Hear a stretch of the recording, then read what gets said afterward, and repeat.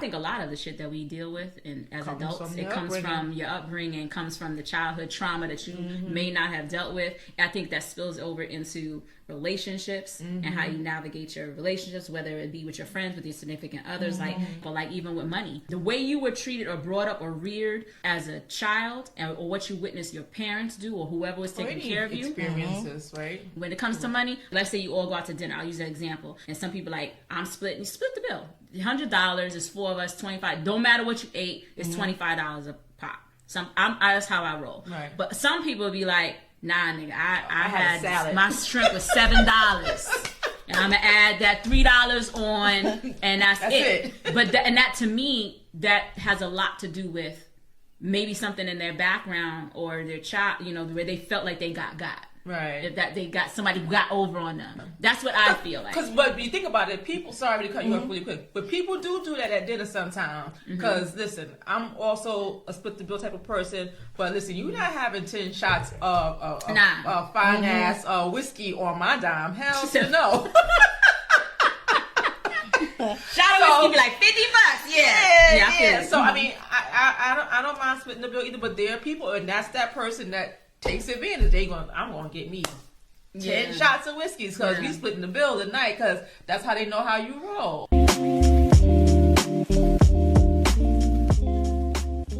It all starts with a cup of sugar. All right. Really, what's interesting is I always feel like you have to set up boundaries. Well, let me start the story off with, first and foremost, how my grandmother showed me. I was moving into my first apartment. She basically was like, don't get too friendly with your neighbors. Yeah. Right? I'm with your grandma. So she was like, don't get too friendly with your neighbors, because if you do, the moment you have to set boundaries. But she didn't use those words, but she was like, you just have to really set the tone of what the relationship is going to be like. Right. Because the moment they start asking you for stuff. Yeah. And then she mentioned, it starts with a cup of sugar. Hey, you got a cup of sugar? You got some flour? I'm cooking. And then you give it to them, and then next thing you know, my light bill, got $50. And then it keeps going on and on. So she taught me early on to set boundaries, and that shit just spilled over to friendships, spilled over to a lot of areas within my life, so that I could try to prevent people from taking advantage of me. Because that's actually one of my biggest pet peeves, is when someone takes my kindness for weakness. Right. And they think they can kind of get over. Which I can't stand. So that's my take. Yeah. Well, so I look at it, I'm first of all, your grandma was 100% right. When I got my first apartment, I did the same thing. I was high and by. That's all you're gonna get from me for the most part. No inviting over. My kids ain't going to y'all. None of that stuff. So, but excuse me. So when I think about it from two sides, the relationship is the person that's being taken advantage of and the person that's taking advantage. They both play a part in that. Yeah. So interesting. Yeah. Right. So the accountability is on both sides. To your point, Kira, setting the boundaries is you making sure that you're not taken advantage of. But then think about the characteristics of those two individuals, the one that's being taken advantage of and the one that's taking advantage. What do you think? What are your thoughts when you think about those two people? And I have my thoughts here of what the makeup of those people are. So the individual that's being taken advantage of, I think they lack self-esteem. They may have imposter syndrome. They just want to be accepted. That's just a couple of things. There's probably a whole bunch more. And then the person that's taken advantage of, they have a sense of entitlement. They're narcissistic and they're getting away with it. So why stop? So I think, and that's just talking about individuals, because having a cup of sugar, it starting with a cup of sugar spills over to other areas, work, relationships, friendships, partnerships, all that kind of stuff. But that's my take on it. I think you hit something with the self-esteem, or you mean that was the person that's allowing them to get... Correct. Yeah, I think it's a confidence and self-esteem issue, perhaps. What do you think? You haven't said anything, but you screw face. No. Face. Because I kind of know where she's going at with this one. Oh, no. So that has nothing to do with that No direct situation? correlation to none of us in here. This is just in general, but from people that I've observed in Even some of my behaviors in terms of being taken advantage of. So it's not to no one specifically. I've been told that you're not supposed to get too friendly with neighbors. My mom and dad used to talk about that all the time, but at the same time, you kind of want to keep your enemies closer. That's how I looked at it. True, but you're assuming your neighbors are your enemies. Out the gate. Dang, you didn't give them a chance. You didn't give them a chance. Enemy Your cup of sugar. In terms of, yes, you be friendly with everybody, but you're also observant of the people around you. Mm-hmm. Yeah. Mm-hmm. So the ones that you may have a off vibe from, just keep it as civil and friendly as possible. That's the high and by. Yeah. Keep it cordial. You don't have to be nasty and not speak to no one. Right. Mm-hmm. Now, you may have a good vibe with certain people, but also you're supposed to set those boundaries in the beginning. Yep. So I was a firm believer when I had the kids growing up. Don't bring them to my house if you don't want them to get beat, because I hit other people's kids. Strong believer in that. Well, I think that's why when you think about it, not to go off a topic, but really quick, when you think about it, our growing up, it was a village. A village was involved. That shit ain't happening no more. See, but maybe I'm on the cusp because I ain't hitting nobody else's kids. I may talk a lot of shit. I may make sure that I won't put my hands on them. Now, sometimes kids could be unruly and I'd be ready to knock them out. But if it's not my kid, yeah, I'm not hitting the kid either. But you're gonna care for the kid like you care for your own. Oh, absolutely. You're gonna have those conversations. Not certain conversations. You're not gonna go overstep boundaries, but you'll have talks like you would have with your kids because you're gonna care for them because they're in your care at that moment. I'll try to do that. Yes. Right. But see, in this situation, because we've known each other for so long, if you guys would have had to discipline them, because I know it's you, I would have never gotten upset with you. I would have been getting upset with them because now you had to have done something that bad for one of them to discipline you, which is going to make me mad. Yeah, I understand that, but but I also think you grew up in a different era. Like, so for me, because I was so rebellious in that way, like I would rather talk and counsel and coach because the other thing is too, you just don't know what's going on in that household. So you don't know what you don't know what you're working with. Exactly. You know what I'm saying? So that's why I wouldn't. But going back to what you were talking about, like, with respect to like the self-confidence, I think you hit it on the head because, people that take advantage, maybe they're the recipient of getting taken advantage of. I think they do have, it's a lack of self-confidence. Yeah.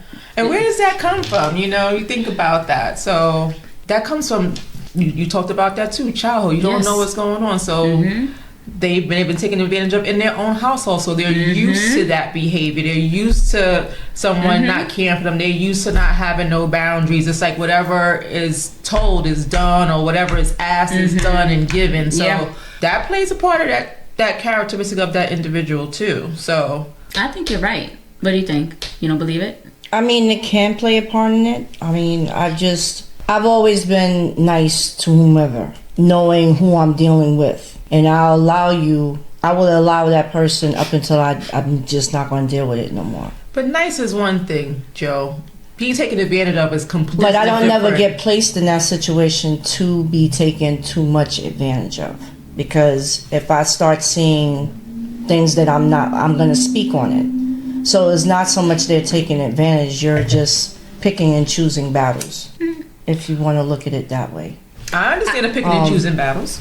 I get that. So but as long as you voiced how you feel about a particular situation from the gate, which I've never had a problem. So you set your boundaries out the door. So you don't even have to. You've never been in a situation where you was taken advantage of.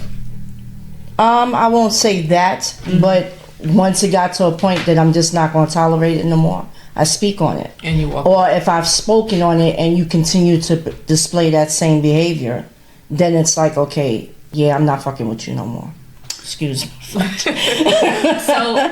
So I think I'm a firm believer that people, independent of whether you know them or not, people will treat you the way you allow them to treat you. That ties into that too. It ties into the boundaries, right? So if they think they could get over, and some people are very good natured, so they, I'm not talking about those types. I'm talking about those that are shiesty, you know, if they think they could get over, they're gonna try. They're gonna test the waters until you be like, nah, I ain't like, to your point, I ain't fucking with you, you know. So I just think and going back to what you said, Janine, is like, all right, so it does start from, I think a lot of the shit that we deal with as adults, it comes from your upbringing, comes from the childhood trauma that you may not have dealt with. I think that spills over into relationships and how you navigate your relationships, whether it be with your friends, with your significant others. Like, even when it comes down to, I'll use an example, like even with money, right? It's something like the way you were treated or brought up or reared as a child, or what you witnessed your parents do, or whoever was taking care of you. Experiences, right? When it comes to money, like there may be a situation like, nah, because you felt like, let's say you all go out to dinner. I'll use that example. You all go out to dinner, and some people like, I'm splitting. You split the bill. $100 is 4 of us. 25. Don't matter what you ate. It's $25 a pop. That's how I roll. Right. But some people would be like, nah, nigga, I had salad. My shrimp was $7. And I'm gonna add that $3 on, and that's it. But that to me, that has a lot to do with maybe something in their background or their child, you know, where they felt like they got. Right. That they got, somebody got over on them. Yeah. That's what I feel like. But you think about it, people, sorry to cut you off really quick, but people do that at dinner sometimes. Because listen, I'm also a split the bill type of person, but listen, you're not having 10 shots of fine ass whiskey on my dime. Hell no. Shot of whiskey be like $50. Yeah. So I mean, I don't mind splitting the bill either, but there are people, and that's that person that takes advantage. I'm gonna get me 10 shots of whiskeys because we splitting the bill tonight, because that's how they know how you roll. It's funny. Go ahead. When I was younger, it was a little different because my pockets may not have been as well endowed as everyone else's. Well endowed? Bet you rich. No, I'm talking about the people that was around me was rich. So I may have been counting coins. It depends on who I was with as well. I'm paying for my own stuff. That's fair. As years gone by, it's like, now I don't care. I split the bill. It doesn't matter to me. And if I have it, there's times I've taken care of the bill. But it just also depends on the person's situation. Now, I could see certain individuals, when I was hanging out with them, they would nickel and dime because their pockets weren't. I mean, listen, that's how it was for some people back then, and that's okay. Yeah, that's fair. Yeah. I also think too, flip side, if you are going to do it, because sometimes I've been in situations where I've gone to dinner with people I don't even know, right? Yeah. And I'm of the mind, well, shit, if I want the filet mignon, I'm gonna get that, or if I want this, I'm gonna get that, right? And or the extra shots, I'm gonna get it. But when I leave, I'm gonna be like, you know what? I'm gonna put in a little bit more. Yeah, because I know what I ordered. Because you don't take advantage of people. That's why. I try not to. So not willingly, not intentionally. Go ahead. So there's a story that was running around on the internet a couple of weeks ago. I already know what you're talking about. Go ahead. Where there was only one man at the table, and there was a dozen women, and they just sitting there buying it up, buying the most expensive thing on the menu. Just kept buying drinks, and it was somebody's birthday, his wife's birthday. It wasn't his wife's birthday. I follow those folks religiously. No, there was more than one story. The one I'm talking about, the guy he was there with his wife. His wife and was her friends. And she actually dark skin guy, right? No. There's only dark skin, brown skin guy, and the wife. Go ahead. Yeah. Anyway, the birthday thing was, the birthday situation was for his wife. Best friend came. She was the one that organized the whole dinner. When it came to the end, he took care of his wife. Himself, and I think the best friend, because she was the one that organized the whole thing. Okay. Everyone else that was sitting there was looking for him as the man to pay for everybody, and the bill, if I'm not mistaken, was damn near $3,800. And the girls just started getting up from the table talking about, this is your husband, he's supposed to take care of all of us. Up, bitches. Because apparently he knew all the other men, the women's significant other, and this, that, and the other. And how would it feel if my man was here and he didn't do the same thing for your wife? And he was like, "That's not what this is. Yeah. This is a dinner that she organized. So the only 3 people that I'm taking care of is myself, the birthday girl, which is my wife, and the woman that took care of everything from me because we all had schedules. But the fact that you think I'm supposed to take care and he's now running through the list of what everybody I know bought. I'm following you. I just want to tweak things a little bit. The core of it is this. No, my husband's not paying for everybody. No, that's not how we rolling. No. Unless it's a situation where we both agree that that's how we was gonna. There's been situations where we've gone out to dinner with people and we don't say anything until the bill comes and then he'll pick it up. That's something that he wants to do. We've done that in the past. Yeah. But in a situation like this where he took care of the girl's birthday and his wife, because the girl and his wife were friends, and the rest of the chicks, they were all really, they all know each other, but they all know each other.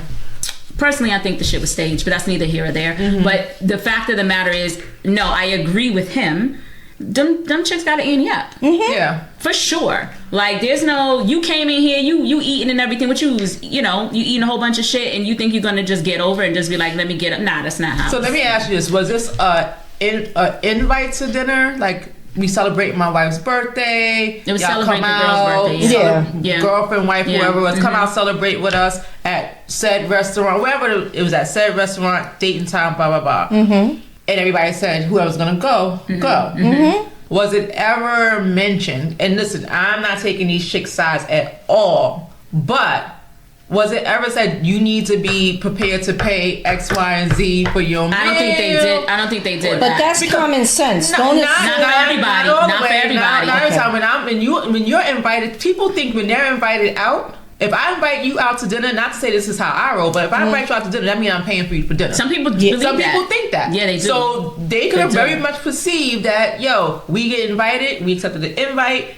Homeboy's covering it because it's all her and her girls. Our dudes is not here.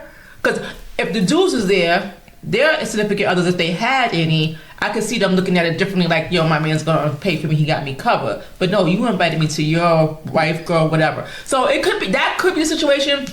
At the end of the day, like you said, common sense, some type of morals. You don't go in there and just go buck wild, number one. And number two, you contribute. Say thank you, or at least offer, give the man an opportunity to say, no, I got it. They didn't even, sound like they didn't even do that. So I didn't see the story, I didn't know the story.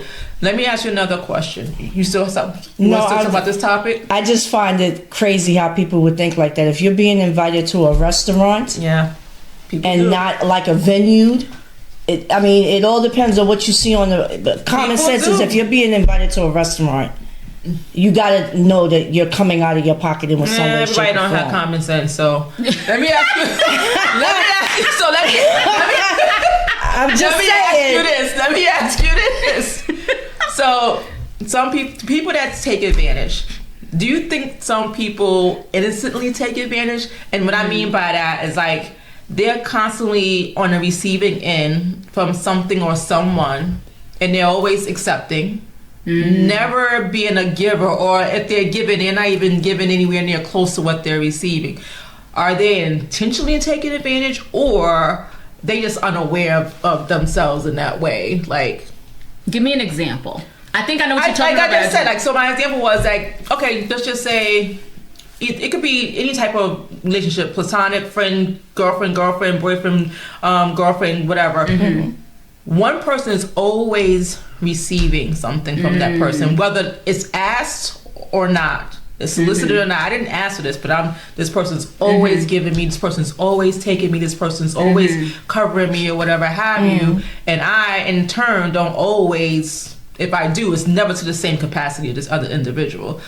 It's a person that's receiving constantly all the time, taking advantage of the other individual or individuals, whoever. What do you think? Do we need to have a conversation off camera? No, I don't mean it like that. Personal jokes.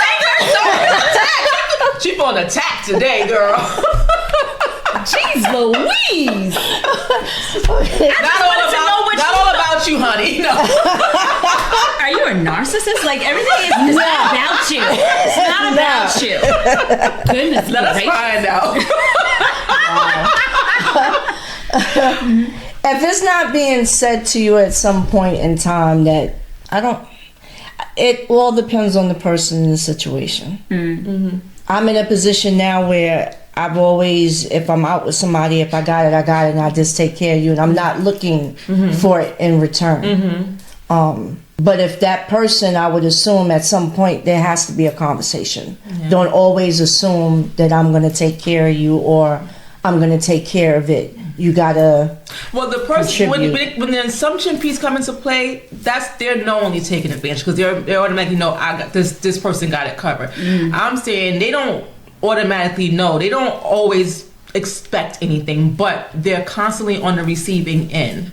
So is that person? I don't think they're intentionally taking advantage. I just think they're not self-aware. It could be some elements of that maybe they lack to your point, self-awareness, but sometimes I just think people, they fall into that comfortable mode that when they know it's a level of comfort, it's like, oh, yo, so-and-so got me. Yeah. It's okay. Either the person needs to, like you said, have a conversation or do subtle movements like, okay, so y'all going up to the thing and you know, whip out your thing like, oh, you got, it's 45-56.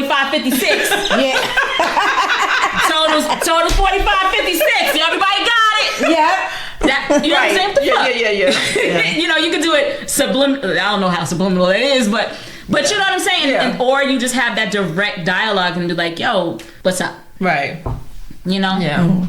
Because I think lack of self-awareness comes into play with that. I also think they're not used to it, so they probably feel there's some probably awkwardness too. They don't know how to either say like you don't have to do that, or like I think that comes into play too, or like you said, they get comfortable and they start to accept that shit. They be like, oh, listen, this is all new. I'm liking this shit. So I've never been on this side of the fence before. It feels nice over here. So it could be. Yeah. I think it's going back to that awareness piece. I think it's really important for folks to do that. Like oftentimes, like self-assess your relationships. Like take a moment to reflect back on relationships you have with people, to see in situations. Hey, how was that? Did I? You know, whether I did something wrong or whether I noticed something, because I do that a lot, and I sometimes I will miss things. Like there's things I'm very good and I don't miss anything, but when it comes to people I care about, that's my weakness. And it's like I have a blind spot there where I might miss something that they did because I care about them. I'm sorry, Kara. I'm sorry, Janine, if I've ever taken advantage. You know what, this girl. She feeling attacked today. I don't know what her problem is. You have never taken advantage of me, girl. No, I just want to make sure. You just loyal. Yeah. You know? Yeah. So that's not you're not taking advantage. But I would usually I reflect back and I'm like, and then sometimes I'll go back to the situation. I'm like, you know what? And then it's like, oh, the lights open up and you're like, and then I get angry. Well, God, you know, because I missed it, and then. So then I have to move differently. Yeah. So being taken advantage comes in different ways. Okay. So it could be tangible, it could be non-tangible. So tangible, something physical, monetary, a gift or whatever have you. But time, emotions. Somebody's always pouring or dumping their shit on you. And not even taking a second to say, how you doing?